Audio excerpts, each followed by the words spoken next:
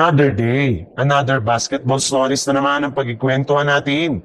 At ngayon nga, yung balitang 4 na player na makukuha ng Los Angeles Lakers at ang balitang 3-team trade na magagawa ng Golden State Warriors. Kagaya na nga ng napag-usapan natin, una na nga sa mga target na player ngayon ng Lakers ay si Herb Jones na naibalitang isa sa mga manlalarong balak i-trade ng New Orleans Pelicans kasunod ng maaga nilang pagbagsak sa standing ng Western Conference. In fact, willing rin naman nga si Rob Pelinka ngayon na makipag-usap at makipag-trade negotiation sa mismong front office ng Pelicans. Handa na rin naman nga nila ditong i-offer ang kanilang mga players na sina Gabe Vincent, Dalton Kanick at isang future first round pick.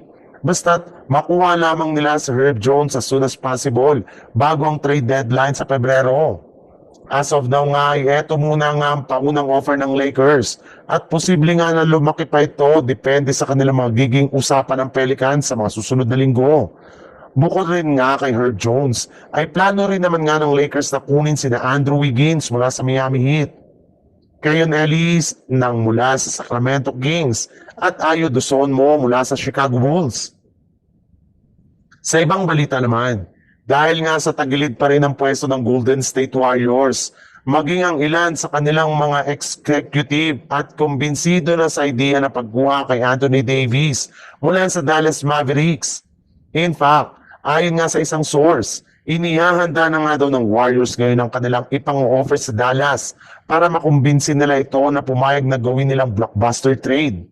At kabilang nga sa mga manlalaro na ipang-offer nila bilang kapalit ni Anthony Davis ay binubuo ni na Jonathan Kuminga, Draymond Green, Brandon Podziemski at ilan sa kanilang mga future draft pick. Bagamat mahihirapan ang Golden State Warriors na i-pull off ang ganitong klaseng trade, ay worth it rin naman nga ang pagkuha nila kay Davis na napakalaki ng naiaambag sa kanilang team sa mga susunod na taon.